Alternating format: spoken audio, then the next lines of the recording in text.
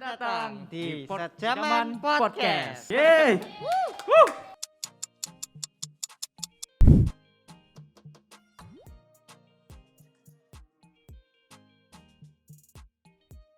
Selamat datang di Sejaman Podcast. Bersama dengan gua, Effendi, dan juga Aku Adrian. nah hari ini kita akan ada guest spesial yaitu Kak Nehem. Wuh. Semangat. Oh, masih semangat. Jadi di sini Oke. kita akan membahas tema yang cukup familiar untuk anak muda generasi muda sekarang ya, yaitu affection dan addiction. Kalau bahasa Indonesia ya kecanduan untuk addictionnya dan juga affectionnya untuk kasih sayang atau perhatian. Nah untuk berbicara tentang addiction dan affection ini Kak, mungkin kita akan gali dulu sih apa yang dimaksud dengan addiction itu sendiri dan affection itu sendiri. Oke. Apa itu Kak? Oke. Kalau kita berbicara soal affection ya atau kasih sayang. Jadi memang tiap orang itu perlu kasih sayang. Cuman persoalannya adalah apakah kita mendapat kasih sayang secara proporsional atau enggak. Misalnya dalam keluarga gitu ya. Dalam keluarga apakah kita mendapatkan perhatian dari orang tua kita, dari papa mama kita, penerimaan atau enggak. Nah itu akan membentuk seseorang. Di titik tertentu orang bisa kekurangan kasih sayang. Orang bisa lack of affection gitu ya, kurang kasih sayang. Ya banyak orang bilang gitu. Sampah ya. Iya, akibatnya ketika udah remaja, udah menginjak usia mungkin 18, 20, dia cari kasih sayang di luar. Nah, medianya apa? Medianya macam-macam. Bisa dengan minuman keras, bisa dengan games, dengan seks. Nah, itu akhirnya membentuk yang namanya addiction, kecanduan. Kecanduan itu untuk memuaskan kehausan kasih sayang dia. Kurang lebih kayak gitu sih, menurut aku ya. Tapi sebenarnya masih banyak lagi sih Kak. Iya, masih pasti. lagi bercanda lain-lain halnya. Kira-kira nih Kak, kan Kak Nehem udah bilang kalau kira-kira tuh banyak anak remaja yang kekurangan kasih sayang tuh. Mungkin dari ya. kecilnya atau mungkin Iya, betul. waktu masa remajanya tuh mungkin kurang diperhatikan atau mungkin pacaran kok ternyata pacarannya kok tidak sehat gitu. Jadi mencari kasih sayang di tempat lain.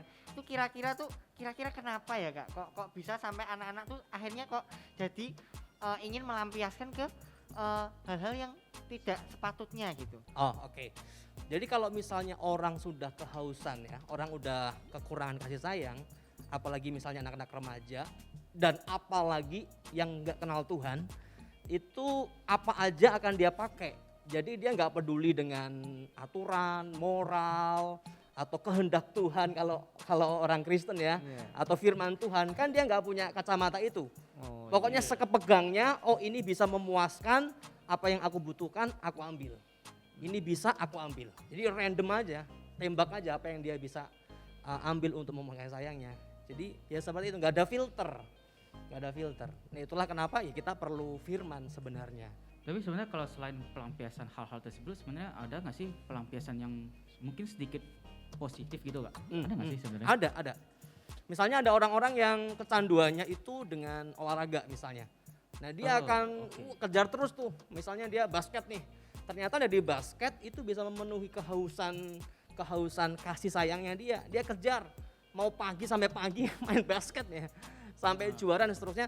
Tetapi itu tidak akan bisa betul-betul memuaskan. Akan selalu haus.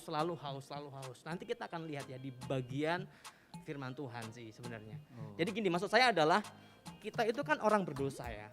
Jadi manusia yang berdosa. Jadi kehausan kita itu enggak cuman kehausan psikologis yang bisa dipenuhi dengan kayak pujian manusia, diterima oleh manusia, enggak cuman cukup itu. Tapi secara spiritual kita juga mengalami kehausan.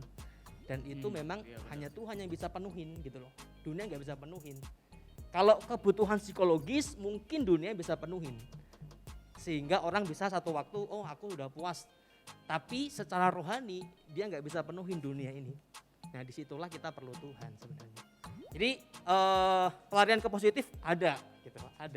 Tapi tidak akan sampai di titik dia benar-benar Merasa puas. merasa puas, selalu haus. Main basket dari pagi sampai pagi masih haus. Ya tapi tetap ada sisi negatifnya kalau, Iya, karena iya. berlebihan sebenarnya kan. Kalau Iya, dalam betul. bicara Nah, itu kecanduan dia. berlebihan. Betul. Kira-kira tuh Kak, emangnya tuh kita tuh sebagai manusia tuh sebutuh itu ya sama kasih sayang, perhatian. Karena kan kita ada masanya kayak perlu waktu sendiri gitu. Ya walaupun biasanya terbilang pertanyaan cukup sepele sih, Iya. tapi apa sih apa penting dan sebutuh itu? Iya. Perhatian. Kasih sayang dari orang lain gitu. Oke. Mungkin ini kita bisa lihat dari diri kita masing-masing ya. Maksudnya kalau kita lihat apakah aku butuh diperhatikan atau enggak. Dan setiap kita juga teman-teman di rumah ya, pasti dalam pengalaman hidupnya yang namanya perhatian itu satu bagian yang enggak bisa dilepaskan dari diri kita. Waktu kita sendiri bukan berarti kita nggak butuh perhatian loh. Iya. Waktu kita sendiri kita tahu bahwa di belakang kita ada papa mama kita yang support kita tanpa kita sebutkan atau tanpa dihadir dalam kesendirian itu, tapi kita ada pengalaman-pengalaman, ada pengakuan-pengakuan kita diperhatikan. Tapi kalau kita benar-benar wah semua menolak kita, sendirinya kita itu ya berujung Iya, sedih. sedih bisa bunuh Iya. diri loh. Iya, Bisa bunuh depresi diri loh. lah ya. Sendiri dalam penolakan dan sendiri dalam kasih sayang itu memang dua situasi yang berbeda sih. Iya, tapi memang kita nggak bisa sih diperhati. Tapi kalau bicara mereka merasa kekurangan, mungkin lebih tepatnya itu mungkin mindset masing-masing sih kayak mungkin ya. Gimana tuh? Mindset berarti misalnya mereka berpikir kalau orang tua mereka nggak memberikan perhatian ke oke, mereka, oke. teman-teman mereka merasa diacukan, dicuekin gitu. Mungkin itu Iya, mindset nggak sih Kak iya. sebenarnya sih? Bisa jadi. Jadi tapi gini, maksud saya adalah ada pengalaman, ya kan? Ada Nah. pengalaman. Misalnya pengalaman ditolak. Nah, itu akan mempengaruhi mindset kita bahwa iya, oh, benar. aku ditolak nih. Aku nggak diterima nih. Oh, aku nggak ada yang support nih. Nah, lalu itu akan menimbulkan satu kondisi psikologis. Wah, aku berarti sendiri. Aku berarti nggak berharga dan seterusnya. Tapi bisakah misalnya kalau ada pengalaman itu lalu kita berperang melawan mindset itu? Bisa jadi, bisa Iya, jadi, bisa jadi. kita berperang. Oh nggak apa-apa, orang menolak aku tetap fighting, aku tetap kuat. Bisa jadi, tapi ada titik tertentu dia nggak akan mampu untuk tetap bertahan dalam situasi itu. Jadi fightingnya itu nggak akan sampai di titik di mana dia nggak butuh pengakuan orang lain, kasih sayang orang lain, nggak bisa. Tetap akan ada momen di mana aku butuh diperhatiin. Tetap akan jatuh lah ya. Tetap akan jatuh. Tetap akan jatuh. Oke. Itu kayak menolak realitas gitu loh. Iya, Kenyataannya dia ditolak, tapi dia menolak realitas itu, melawan mindset itu, ya tetap akan jatuh. Akan finally, oh iya memang aku ini ditolak. Jadi sebenarnya gini sih bro, kalau misalnya orang ya mengalami penolakan, dia harus accept.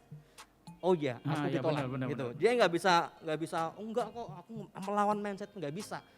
Dia harus menerima kenyataan bahwa oh ada penolakan nih dari orang tuaku. Misalnya papaku lah ya.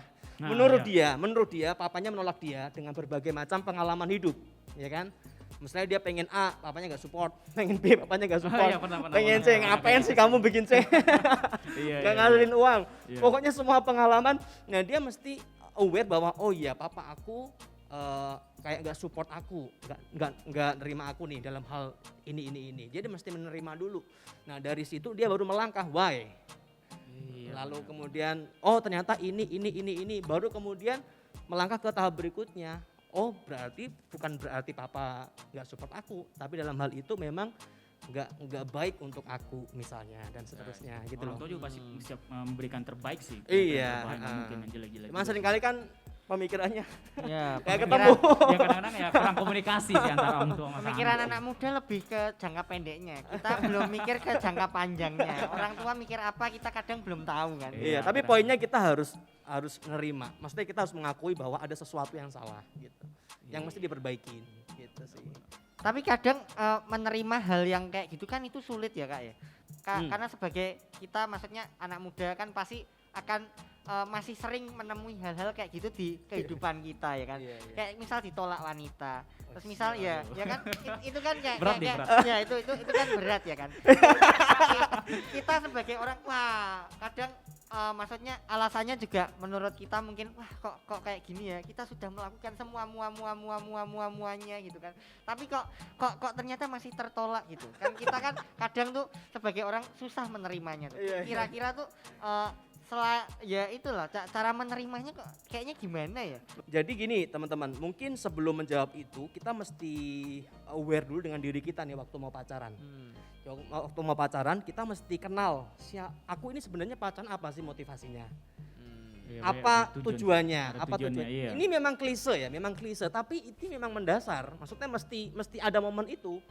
Kalau misalnya tujuan kita pacaran adalah misalnya untuk biar dapat pengakuan ya. Kok kalau kondangan teman saya ada pacar Oh, saya iya. sendiri. Gantengan, dia Iya. gantengan.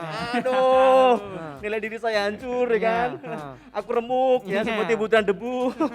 Iya, iya. Dan gini teman-teman, tanpa sadar semua faktor-faktor yang sebenarnya nggak berkaitan dengan relasi sejati ya, cinta sejati itu bisa menjadi faktor paling besar.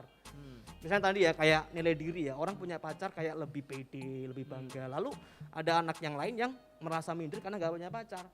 Nah tanpa sadar bisa jadi dia cari pacar ya untuk meningkatkan nilai dirinya. Tanpa sadar loh ya, mungkin dia nggak ngakuin, oh I love you so much gitu ya. Tapi bisa jadi karena itu. Apalagi misalnya yang udah usia-usia ini ya, masa aktif mau habis ya. Jadi kita mesti pertama menjernihkan dulu motivasi berpacarannya apa. Nah begitu clear, misalnya oke, aku sudah cukup dewasa, aku mau membangun hubungan dengan lawan jenis, terus aku mau misalnya dengan dia juga bertumbuh dalam banyak hal, untuk hal-hal yang apa yang Tuhan mau, ya kita baru melangkah lebih jauh gitu. Nah, apakah dengan motivasi yang benar bisa putus? Nah, bisa juga. Bisa juga. Karena kan kita nggak pernah tahu nih misteri ya kan. Orang Iya. pacaran itu kan misteri Tuhan ya. Iya. Orang pacaran 10 tahun bisa putus. Iya. Begitu punya pacar baru berapa minggu? Nikah. Wah, sakti betul. Waduh. Nah, maksudnya adalah itu kan misteri Tuhan. Nah, Iya. ketika terjadi momen itu, kalau orang niat awalnya berpacaran itu untuk relasi dan dari kedewasaan, ketika putus dia pun bisa menyikapi dengan kedewasaan. Nggak yang terkapar masuk rumah sakit selama 3 minggu misalnya. Dia bisa dewasa karena memang udah bener nih motivasi awalnya. Jadi motivasi awal itu menentukan gimana respon kita kalau terjadi apa-apa. Ini jadi muncul pertanyaan baru nih. Gimana cara kita tuh tetap keep on track supaya kita tuh tetap ada di tujuan yang dari awal kita mau. Kadang kan tengah-tengah kita bisa berbelok kan. Iya betul. Nah, jadi biar kita tuh tidak malah jadi kecanduan sama misal pacar kita. Iya betul. Tapi Iya. malah kecanduan sama hubungannya bukan harusnya bukan ke Mungkin. orangnya gitu kan. Iya. Nah, betul. itu Dengan caranya hubungan biar dengan keep pacaran on ya. track-nya tuh gimana ya? Mungkin kalau saya sih awareness ya, kesadaran. Kadang-kadang kan orang pacaran tuh nggak sadar, dia bucin itu dia nggak ngerasa bucin loh.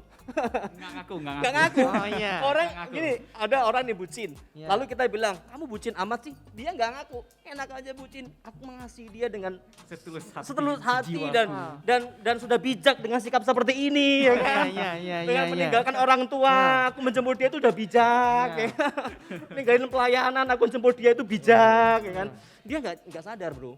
Jadi kita mesti punya kesadaran bahwa oh aku udah keluar track nih.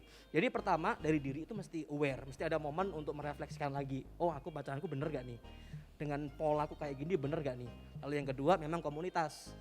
Kalau ada orang negur kalian, kamu bucin amat sih, kalian mesti evaluasi. Iya, Bisa jadi benar-benar. bener dia. Lihat diri Iya. dulu, lihat diri dulu. Bisa jadi bener. Karena kan orang ibaratnya kan kita nggak punya kepentingan apa-apa kan, kecuali kalau dia lagi ngelirik ceweknya. Iya. Mau merusak hubungan. Ya. Tapi kalau itu komunitas dari teman-teman gereja yang nggak punya kepentingan apa-apa, ketika dia berstatement itu kan nggak ada kepentingan apa-apa. Aku cuma mau ngingetin, Cuma mengingatkan. kamu nggak beres nih, gitu. Ya. Kamu nggak beres nih. Nah kita sebagai pelaku mesti menerima, evaluasi gitu loh, evaluasi. Akhirnya waktu udah ngelenceng tracknya, ada di addiction, nah kembali lagi menjadi relation. Wah, mantap, mantap. Tapi kalau bahas tentang pacaran nih Kak, tapi kan sebelum pacaran sebenarnya sebelumnya itu kan pasti ada penolakan yang mungkin beberapa orang mengalaminya, misalnya sebelum pacaran pun mereka udah ditolak gitu loh. Nah, sedangkan Sorry. Sebelum pacaran ditolak dalam konteks apa nih? misalnya Di keluarga, atau pacar sebelumnya? PDKT lah, PDKT. PDKT. Oke, siap. Sebelum jadian. Jadi Ah. sebelum jadian kan tertolak nih misalnya nih. Nah, biasanya itu kadang-kadang kalau tertolak tuh ada yang minder. Dia Oke. minder gitu loh. Oke. Jadi kan tadi saya bilang di beberapa kalimat sebelumnya ya, bahwa kalau orang pacaran bisa jadi adalah dia untuk meningkatkan nilai diri. Jadi orang udah dari awal minder, lalu lihat orang lain punya pacar, dia makin minder, dia cari pacar untuk meningkatkan nilai dirinya. Atau dia PDKT untuk meningkatkan nilai dirinya. Sehingga ketika dia ditolak, ya makin jatuh harga dirinya, nilai dirinya makin jatuh, jadi makin minder gitu loh. Jadi kalau orang motivasi PDKT itu adalah meningkatkan nilai diri, itu berarti dari awal dia udah minder. Jadi yang mesti diselesaikan tuh keminderan dirinya dulu. Kamu minder kenapa? Mungkin di keluarga dia minim dengan pujian. Nggak pernah papanya bilang, wah kamu hebat. Yang ada juga, payah lo. Ya. Gitu aja nggak bisa. Payah lo. Misalnya mamanya ya, masa gitu aja nggak bisa. Jadi sepanjang hidupnya, dari bayi sampai usia itu penuh dengan cacian, makian, dan perendahan. Lalu dia menjadi pribadi yang minder bro. Ketika dia minder, dia cari pacar, ujungnya atau motivasinya adalah pengen menaikkan nilai diri. Ketika PDKT, aku pengen menaikkan nilai diri. Tapi kan ini udah minder nih. Jadi minder itu nggak bisa diselesaikan dengan pacaran. Minder nggak bisa diselesaikan dengan cari cewek atau cari cowok ya.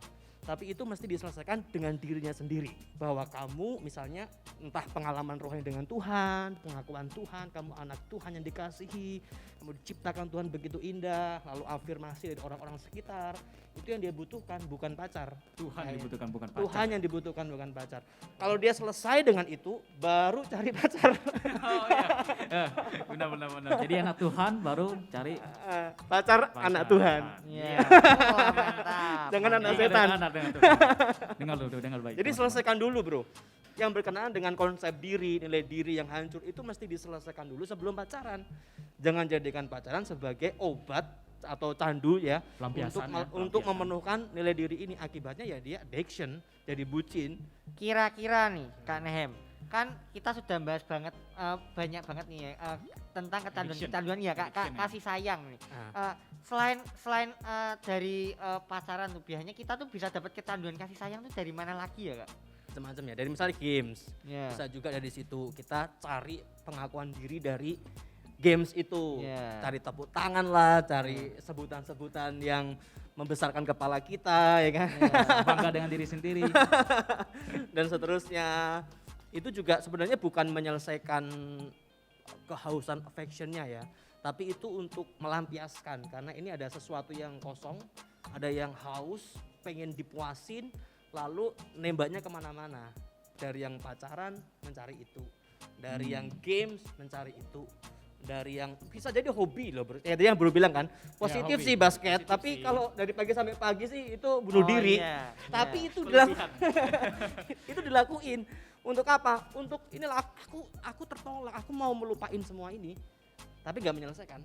Nah gitu, jadi banyak hal yang bisa dipakai untuk melampiaskan itu, dan banyak hal itu tidak akan berhasil. Jadi kalau orang sudah kecanduan, ya dia akan merasa semua yang dilakukan wajar pada momen itu ya. Pada momen itu bro, sebelum dia sadar maksudnya. Tapi akan ada momen di mana dia menyadari ini nggak bener nih, ini udah di luar kewajaran nih apa yang aku lakuin. Nah tetapi pada momen dia belum di titik itu, dia akan anggap ya ini normal, ini kewajaran dalam hidup saya gitu, aku butuh ini gitu. Tapi dia butuh yang lain sebenarnya, bukan itu, yaitu kasih sayang. Tapi kalau bicara dia merasa wajar dengan hal itu, mungkin dia terlalu dalam mungkin ya kecanduannya ya mungkin. Kecil Iya, terlalu dalam mungkin. dan belum mengalami kejenuhan yang serius. Oh. Kejenuhan yang serius ya, jenuh iya, tapi kejenuhan yang serius belum tentu. Kan biasa aja orang main game dia jenuh, tadi ya lari ke game yang lain, Ada game yang lain. Jadi dia sebenarnya ada kejenuhan, tapi tidak terlalu memukul dia atau belum memukul dia betul-betul. Sampai di titik orang betul-betul, waduh mati aku. Udah benar-benar menjenuhkan hidup ini. Makanya ada satu orang ya, hamba Tuhan sih, namanya itu Agustinus. Jadi dia bilang kayak gini. Sebelumnya gini deh. Jadi Agustinus itu dulu nggak percaya sama Tuhan. Dulu memang mamanya Kristen, papanya nggak Kristen. Nah lalu dia hidup dengan foya-foya. Jadi dengan seks, hidup dengan wanita siapa aja dia temuin, puasin lah. Nah sampai di titik dia betul-betul jenuh. Bayangin ya, orang pengen seks, dia jenuh dengan seks. Karena saking dia sering seksnya. Terus dia bilang kayak gini, aku tuh ngalamin situasi yang namanya restless. Rest istirahat ya, restless berarti nggak bisa istirahat. Jadi jiwanya itu selalu gelisah, jiwanya itu nggak bisa mengalami ketenangan dengan semua hal yang tadinya dia nikmatin. Tapi dia mengalami namanya restless. Aku restless di sini, jiwaku nggak bisa diem. Selalu cari ini, cari itu, cari capek. Jadi kejenuhan yang sampai kita betul-betul, wah mati aku kalau nggak ada sesuatu yang lain selain ini. Lalu dia berkata, aku menemukan rest ketika ketemu sama Tuhan. Itu dia bilang. Kalau orang belum sampai di titik jenuh yang serius, dia mungkin anggap itu menyenangkan. Tapi jangan tunggu sampai momen itu bro, habis waktumu. Ya terbuang-buang sia-sia. Iya, terbuang sia-sia. Pokoknya kalau kamu ada kejenuhan, ya berarti itu ada alarm. Kamu harus, ini udah mulai keluar nih. Kamu nggak akan bisa nemuin rest di sana ya, dengan semua pelampiasan itu sih, sampai kamu ketemu Tuhan. Ini kata si Brother Agustinus ini. Nah itu teman-teman, jadi jangan mencari pelampiasan itu dari hal-hal lain. Balik lagi ke Tuhan loh, balik lagi ke Tuhan, cari Tuhan. Ketika Anda butuh kasih sayang, Anda butuh perhatian, Tuhan tuh selalu ada buat kalian loh teman-teman.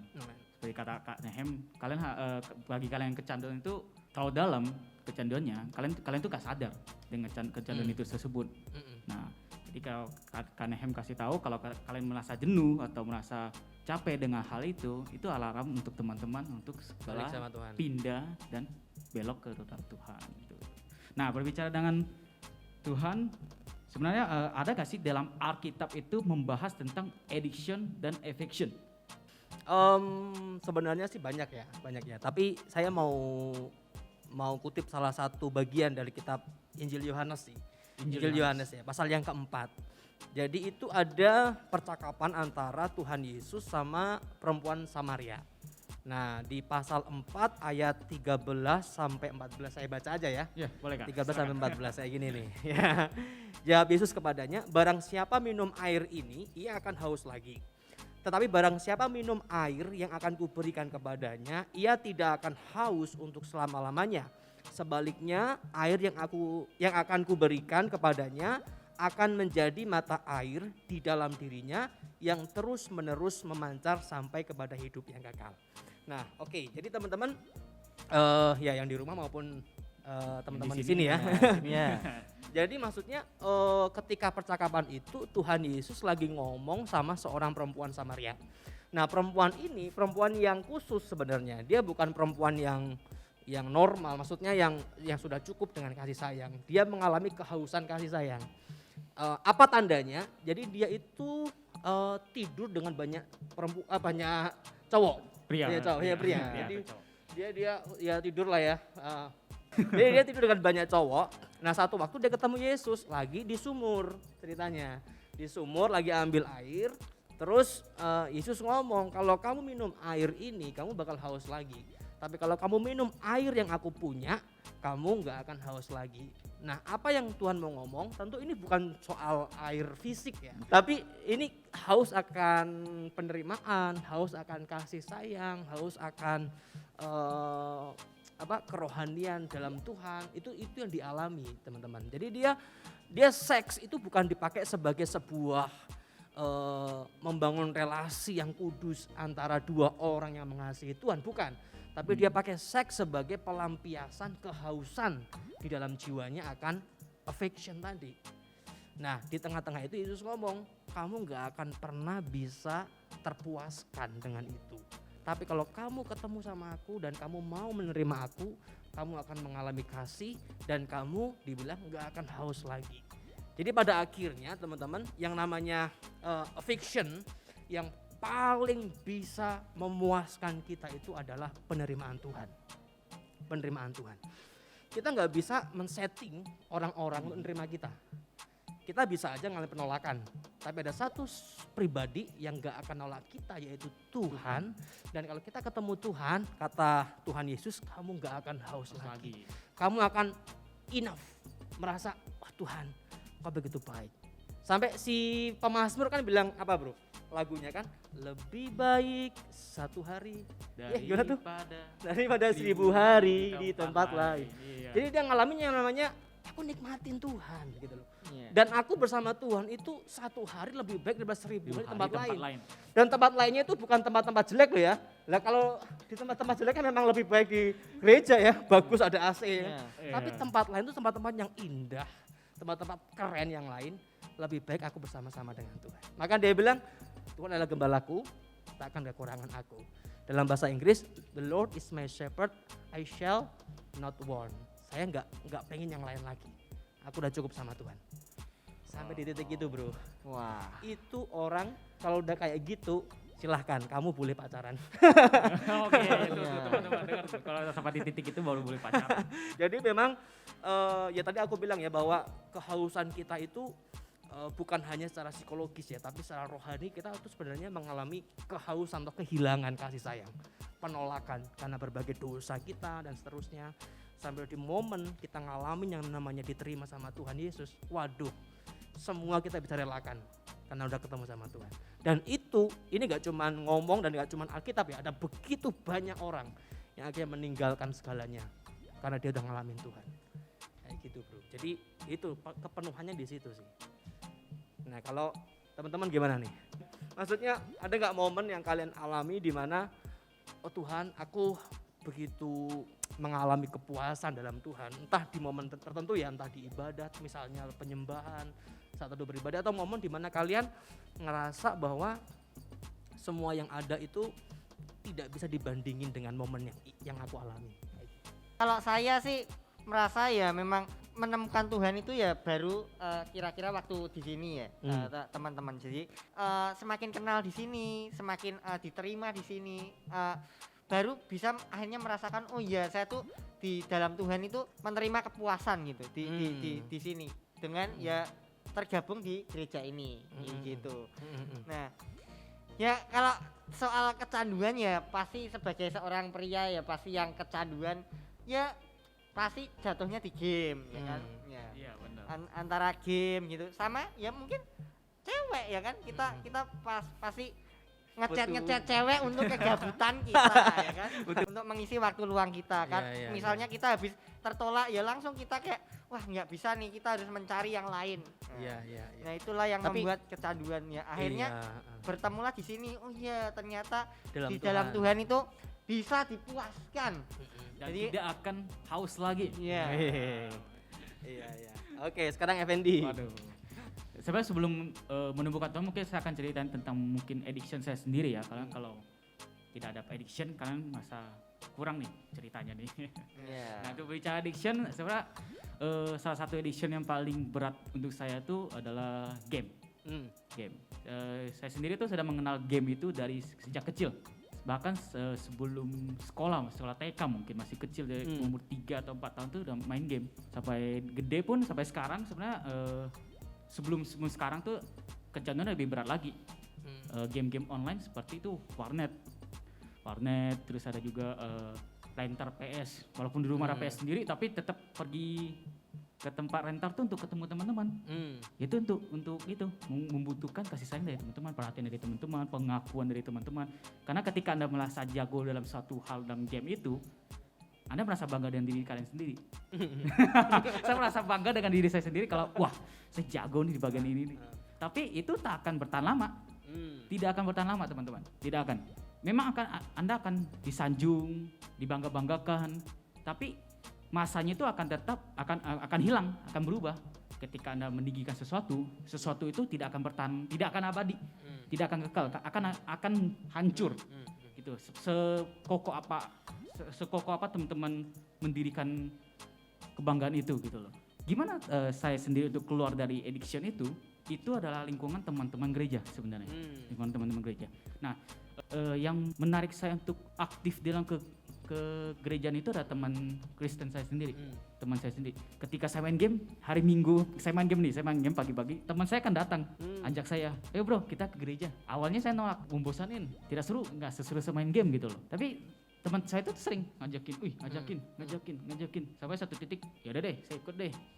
Saya gereja itu mulai nanya-nanyain, mulai dekat gitu-gitu. Nah itu sebenarnya balik lagi ke inisiatif teman-teman sih. Apakah teman-teman tuh sadar dengan bahwa wah saya udah dapat nih perhatian dari orang lain, tapi bukan yang meninggikan teman-teman, bukan meninggikan kalian, bukan membanggakan kalian, tapi karena kalian ada di situ gitu loh. Maksudnya kehadiran kalian tuh ada gitu di situ. Nah sampai sekarang pindah dari gereja, mulai aktif pelayanan dan lain-lain. Dan dari situ game itu udah mulai kurang tersentuh. Oke. Nah, kalau dibilang jenuh sebenarnya ada beberapa kadang-kadang jenuh. Jangan sampai kecanduan lagi. Misalnya main game itu nggak salah teman-teman. Main game itu sebenarnya nggak salah. Yang salah itu ketika Anda tidak kenal waktu ketika main game. Nah, tapi menurut kakak nih wajar nggak sih sebenarnya main game itu? Kalau proporsional ya wajar aja. Wajar jadi aja gini, gitu sih. maksudnya ada momen di mana sesuatu itu kita kerjakan secara berlebihan dan dalam situasi yang candu. Maksudnya bukan untuk yang seharusnya gitu. Misalnya game kan memang untuk refresh. Tapi kan ujung-ujungnya tadi mencari pengakuan lah, mencari ini, mencari itu. Nah itu yang menjadi tidak wajar. Ini tidak wajar. Iya sih, Gitu. tapi Jadi itu nggak cuma game sih bro. Maksudnya ada orang kuliah misalnya ya, dia dapat juara terus nih. Tapi bisa jadi dia dapat juaranya itu bukan karena dia maksudnya semata-mata dia punya skill yang baik dan punya kecerdasan yang baik, tapi bisa jadi karena motivasi pengen pengakuan. Jadi dia juara nih, tapi dia selalu kejar terus, mungkin nggak istirahat, nggak bisa membagi hidup dengan baik. Kenapa? Karena ada sesuatu yang dia mau puasin gitu loh. Nah begitu dapat nilai A, tetap misalnya ada yang bilang, wah kamu cuma jago matematika, coba kamu renang misalnya. Itu dia pulang latihan renang bro. Kenapa? Karena ada sesuatu yang kosong. Ketika ada sesuatu yang dia kan ngejar nih 1 poin, tapi nggak puas. Ada lingkungannya bilang begini, dia bisa belak ke sana kemari. Tertantang. Karena nyari kepuasan dari situ. Nah makanya kan gini bro, ada satu orang nih, ini seorang penulis sih, C.S. Lewis namanya. Dia bilang kayak gini, dengan tidak bisanya dunia ini, itu berarti macam-macam. Entah itu hobi, entah itu kesukaan, ataupun dosa-dosa yang kita lakukan. Dengan tidak bisanya dunia ini memuaskan jiwa kita, itu berarti kita diciptakan bukan untuk dunia ini. Dengan tidak bisanya dunia memuaskan kita, itu menunjukkan bahwa kamu dicipta bukan untuk mereka memang. Sehingga mereka nggak pernah masuk, nggak pernah memberikan kepuasan dalam hidupmu. Kayak misalnya botol bro. Botol kan ada tutupnya tuh, ya kan? Nah, nggak ada botol di sini, ya kan? Bayangin aja. Ini ada 2 botol di sini. Perumpamaan aja. Perumpamaan. Nah, kalau misalnya tutup botol nih, tutup yang satu dilepas, tutup yang dilepas, lalu tutup yang ini dipakai buat yang ini pakai yang ini, bisa masuk nggak? Bisa masuk nggak? Bisa aja, tapi nggak bisa rapet gitu loh, nggak bisa sempurna nutupnya. Kenapa? Karena tutup itu di-create untuk botol yang dia punya gitu loh. Ini memang dipakai untuk ini untuk ini, nggak bisa di-mix gitu, diganti. Nah kayak gitu, maksudnya kita nggak cocok dengan semua yang dunia punya, karena memang kita di-create bukan untuk dunia ini, tapi untuk sesuatu yang lebih dalam, yaitu kasih Tuhan. Tuhan yang menciptakan kita untuk kita mengalami sukacita dalam Dia. Kayak gitu bro. Makanya semua yang kita cari di dunia ini akan ada momen di mana kita ngerasa nggak fit, nggak masuk. Begitu ketemu Tuhan, di situ kita akan Fit. kata pemazmur, aku nggak butuh apa-apa lagi Tuhan. I feel enough. Aku puas dalam Tuhan. Yang abadi dan kekal itu ada di Tuhan. Wih, mantap. Jadi teman-teman mungkin ini PR kali ya. Maksudnya teman-teman gimana kita untuk cari Tuhan sih sebenarnya bro.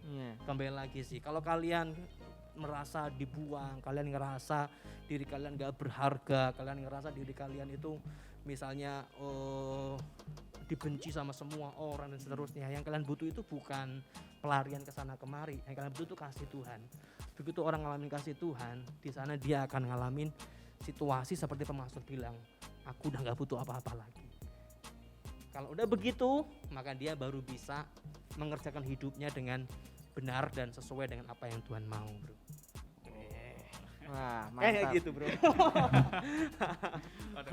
Ya, ini kan kita sudah bahas kecanduan, ya mungkin banyak lah ya. Banyak Kak. sih itu Ya, ya.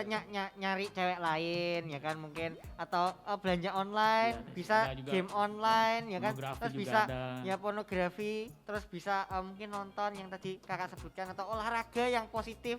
Tapi Nah, itu- berlebihan. Ya, tapi kira-kira ada nggak sih kak selain cara-cara lain untuk mengatasi kecanduan-kecanduan kita ini kak? Cara Jangan Ya, sampai ya. yang berlebihan gitu. Ya, supaya kita tetap keep on track gitu, supaya kita nggak sampai kecanduan. Karena mungkin kalau kita kecanduannya nggak yang parah lah ya. Kalau sampai kecanduannya yang parah sampai misal pornografi ya kan, itu kan lebih Merasa parah lagi. Lebih parah lagi. Ya, karena akan merusak masa depan maksudnya. Ya. Kira-kira apa yang bisa dilakukan untuk selain sadar diri gitu, sadar diri bahwa Tuhan itu yang mencukupkan kita gitu. Oke, jadi step one ya. Iya. Hal pertama yang kita mesti alami itu memang penerimaan yang dari Tuhan. Jadi kalau itu kita udah bener di situ, maksudnya kita ngalamin Tuhan, kita ngalamin ya, nggak cuma tahu ya, kita Iya. ngalamin kasih Tuhan, kita ngalamin penerimaan Tuhan. Nah kalau hati kita udah beres, nah di situ kita bisa ngerjain semua hal itu dengan proporsional.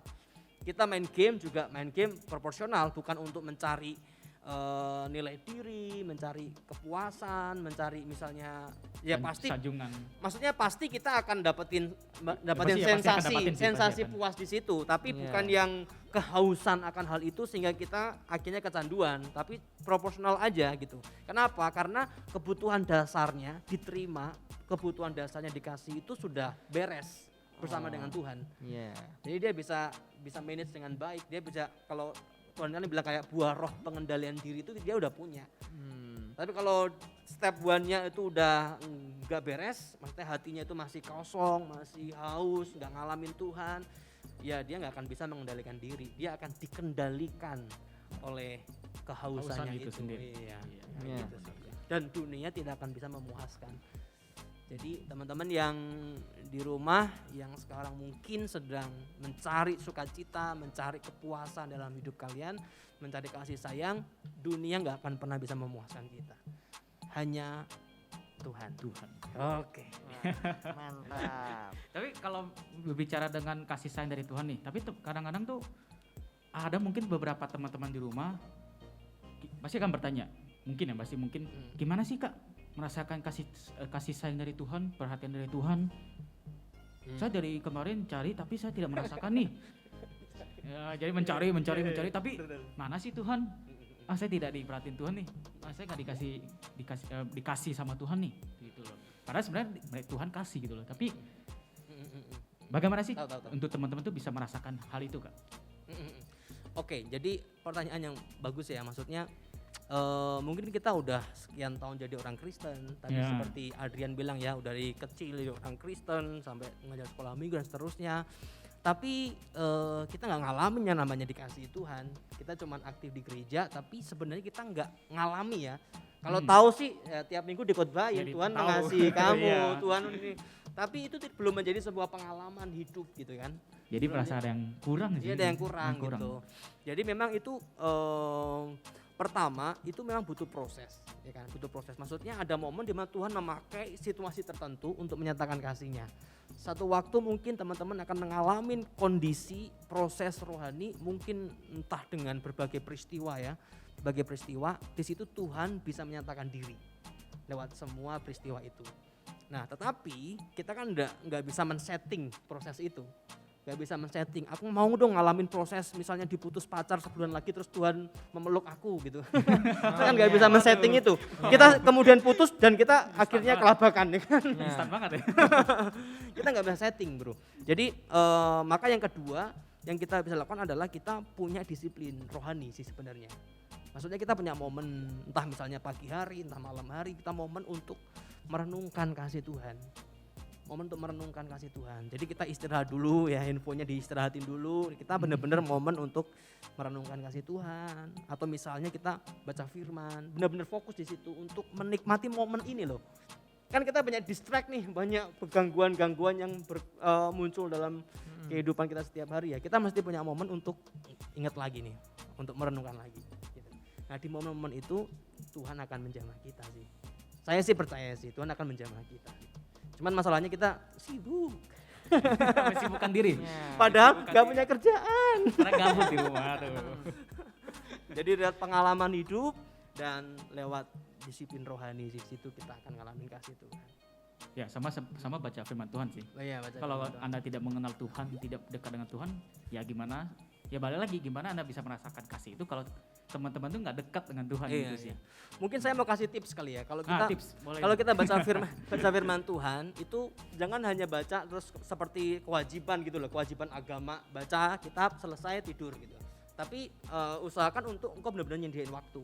Dan mungkin teman-teman dapat ayat tertentu, bagian tertentu yang itu Tuhan ngomong sesuatu di sana direnungin gitu loh. Iya, direnungin sih, Misalnya benar-benar. baca Mazmur yang soal Tuhan adalah gembalaku ya. Lalu ketemu satu ayat yang Tuhan adalah gembalaku, takkan kekurangan aku. Misalnya pada bagian takkan kekurangan aku itu benar-benar speak something gitu loh buat kita. Berhenti di situ direnungin. Gitu. Di situ kita akan makin dalam. Finally kita butuh Tuhan sih. Ya baik lagi, Kita butuh Tuhan. intinya tuh semua balik lagi ke Tuhan. Yang abadi itu dari Tuhan. Amin. Kasih sayang, perhatian semua dari Tuhan. Cari Tuhan, intinya tuh cari Tuhan teman-teman ya. Oke? Siap. Nah tutupin hari ini, yuk kita sama-sama bawa dalam doa. Kak Nehem akan mendoakan teman-teman dan juga Oke. kita. Semoga kita bisa merasakan kasih sayang Tuhan, bisa merasakan perhatian dari Tuhan bagi teman-teman yang mencari. Amin. Oke, yuk kita doa ya. Tuhan, terima kasih untuk momen kami dapat bersama-sama sharing pada saat ini. Kami percaya bahwa sharing ini bukan semata-mata inisiatif dari pengurus atau dari kami, tapi Tuhan punya rencana. Tuhan punya rencana untuk setiap kami. Tuhan punya rencana untuk setiap anak-anak muda yang saat ini menyaksikan. Untuk itu ya Tuhan, biarlah saat ini Engkau menjamah setiap anak-anak-Mu di tengah kehausan mereka akan kasih sayang, di tengah kehausan mereka akan perhatian dan nilai diri yang hancur. Tuhan, kami berdoa biarlah kasih Tuhan melawat setiap kami. Kasih Tuhan memulihkan setiap kami sehingga yang hancur dipulihkan kembali, yang terluka disembuhkan kembali, yang mengalami penolakan diterima oleh Allah dan mereka boleh mengalami kasih Tuhan, kepuasan yang sejati di dalam Tuhan. Terima kasih Tuhan, dan mengucap syukur Engkau berkati semua pengurus yang ada, biar Engkau terus beri hikmat, semangat untuk terus menyampaikan kabar kebenaran. Terima kasih Tuhan, dalam nama Tuhan Yesus kami berdoa, haleluya, amin. Amin. Yuk kita closing hadirin. Ya. Yuk sekian para podcast hari ini. See you and God bless you. Bless you. Bye.